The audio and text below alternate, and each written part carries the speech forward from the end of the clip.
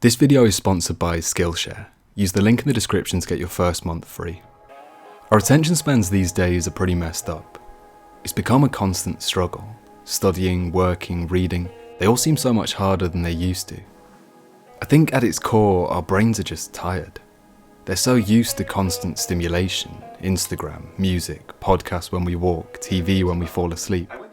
When was the last time it was really just you and your brain, alone, in silence? So, how can we change that? Take control over our attention spans again. I think what's often overlooked in the kind of sphere of attention span and improving focus is this idea of cognitive or mental load. I mean, think about it, bro. Your brain is constantly stimulated. You're always listening to music or scrolling through some sort of social media. People fall asleep these days watching TV shows. They're listening to podcasts while they're running or walking, all of these things. The brain is constantly being stimulated. And that's such a tiring thing. I mean, a lot of what focus is, in many ways, is a kind of fatiguing of the mind. And so these things, the constant stimulation is what's making your brain so tired and so lacking in so much focus. And that's why I've been experimenting actually recently with a kind of new habit, and it's what I like to call a shutdown. So every day, for a period of about 30 minutes to 45 minutes, either in the morning or in the evening are great times to do it, I've just been turning everything off. And this sounds like such a basic idea, but we really don't do it enough anymore. We don't have these moments in our lives where there's just us and our brains alone in silence. This kind of solitude. So try it, man.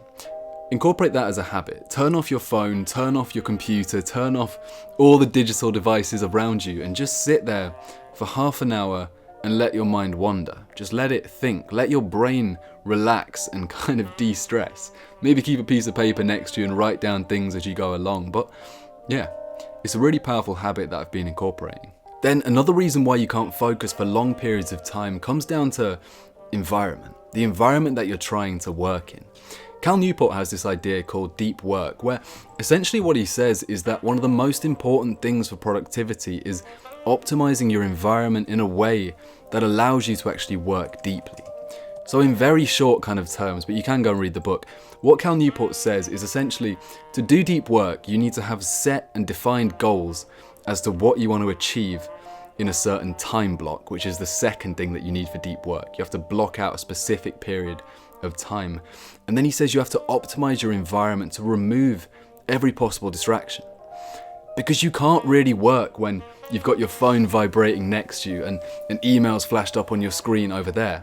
To work properly, you need to have complete kind of environmental clarity. Now, learning a new skill is a great way to improve your ability to deep work and focus, and so I've partnered with Skillshare for this video. Recently, I've been trying to improve my own focus and productivity, and so I've been using Dr. Ali Abdaal's courses on productivity and focus on Skillshare. Skillshare is the largest online learning community with thousands of courses by industry-leading experts on topics like productivity, self-improvement, art and illustration. Then Skillshare also has these things called learning paths, which are kind of like a series of curated classes that help you really dive deeply into one specific skill. Something like growing your YouTube channel or learning how to use a new piece of software like Procreate or Final Cut Pro. Look, autumn is a season of change, the perfect time to grow yourself, to improve yourself, to start an online business. And so Skillshare has been perfect for me in kind of implementing these areas of my life during this period of growth and change. So if you're trying to improve your focus or productivity, or you're a creative or someone looking to start an online business, then check out Skillshare at the first link in the description. The first 500 people to use my link will get a free 1-month trial on Skillshare, the perfect amount of time to learn a new skill or develop your business. Plus, it really helps the channel out. So go check Skillshare out. Now, those ideas that we just spoke about on deep work, these ideas by Cal Newport, for me, they kind of go to a wider theme, generally speaking, and that's the development of the mind. I think for a lot of people, we have this idea that you kind of can't really change the brain. Like, if you can't focus very well, you're sort of just stuck with it, but that's not really true. Like the body, like your muscles, you can also kind of improve slowly the brain. You can progressively overload it in a very similar way as you'd do if you were working out at the gym, for example. And I mean, it's kind of like a two-pronged approach. So on the one hand, And this is going to sound kind of obvious, and in a way it sort of is, but you need to start reducing the short form content that you're inputting. So anything under about a minute, which is kind of conditioning your brain to be used to very short form and fast dopamine, essentially.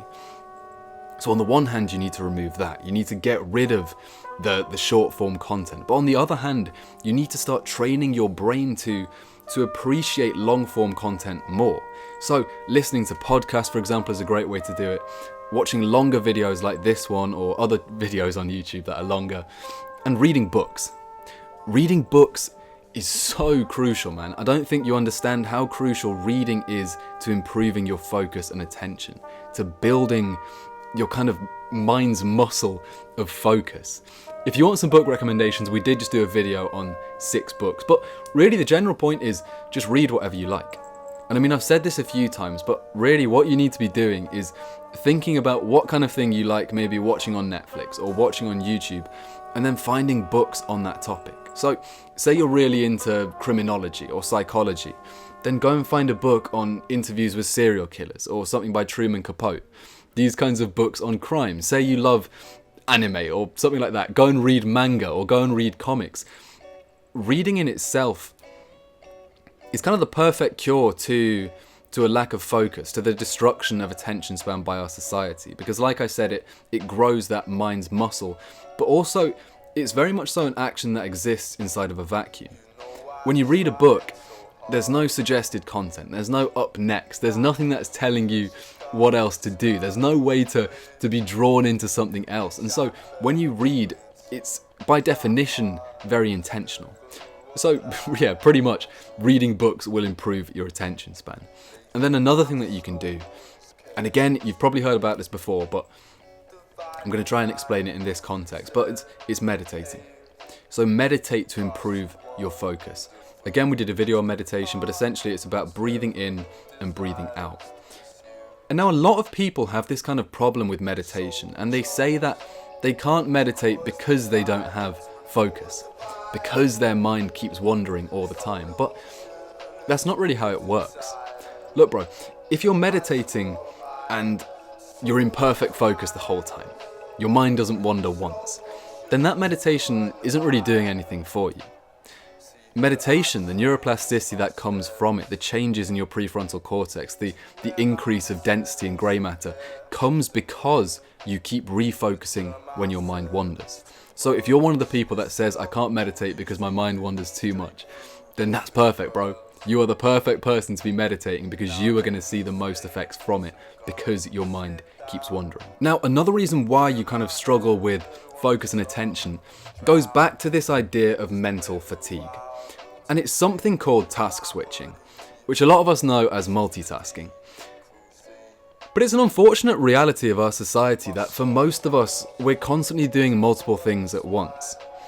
We've constantly got lots of things happening all at the same time, and we're constantly switching between tasks. So task switching is a really important idea to get here. It's the kind of process of doing one thing, say you're working, then your phone buzzes, and so you check a message. Just that. That 1 second that you spend checking a message is a task switch.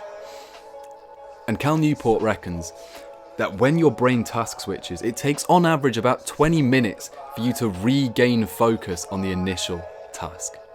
And now you see where the problem lies. Because at the same time, studies have shown that people check their phones on average every 10 minutes. So if you combine both of these factors, what that essentially means is there's probably not a time in the past, however long you can remember, that you've actually been focused on a specific action. And so comes in the idea of single tasking or monotasking. And it's basically the conscious effort that you make to kind of instill more presence in your life by doing one thing at a time. And this goes simply, but it's like next time you work out, don't listen to music while you do it. Next time you eat food, don't have a YouTube video playing. Next time you fall asleep, don't be watching TV, etc., etc. Start doing actions by themselves, single task. And in that way, you're really going to take a lot of mental strain off of your brain. You're going to stop the brain from having to constantly task switch and save yourself from so much mental fatigue, which is what's destroying your attention span and focus in the first place. And then the final point is you really need to limit digital distractions.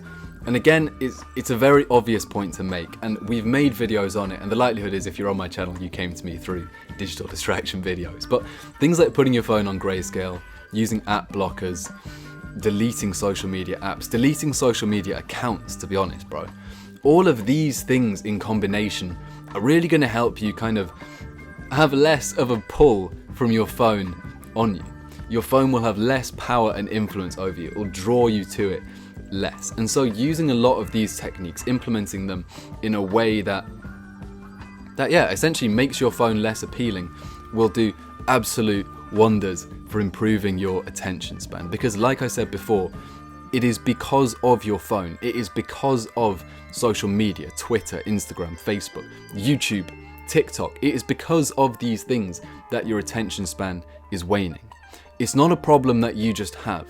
It's not something that like, oh man, my attention span's so weak. It's because your attention span has been systematically destroyed by these apps to condition you to seek out the dopamine from them. So, one of the main ways that you can get your attention span back is by removing the distraction that they have over you. So like we said, use these methods. Another method I really like using is rule setting. And it accepts the fact that essentially you will use these apps, right? I use Instagram, I do. Whatever I say, I do use it. But I set rules for it. I don't use it until 7 or 8 p.m. at night, once I've finished everything else I was set about to do during my day. Because I get it. If you stop Instagram tomorrow, you're going to get FOMO, you're going to miss out on a lot, you're not going to be able to talk to your friends as easily. If you cut out social media, there are a lot of problems. And so rule setting is a fantastic way to not really scare your brain too much, because your brain still knows that it can use Instagram, it can use Snapchat, it can use TikTok, but it just needs to wait until 8 p.m. It just needs to get all the work done first, and then it can go on and do those things. So, I hope that video helped you. If it did, drop a like, drop a subscribe, and go and check out Skillshare if you want to learn a new skill and get 1 month free using the first link in the description. Anyway, manifest excellence, brother. I'm proud of you.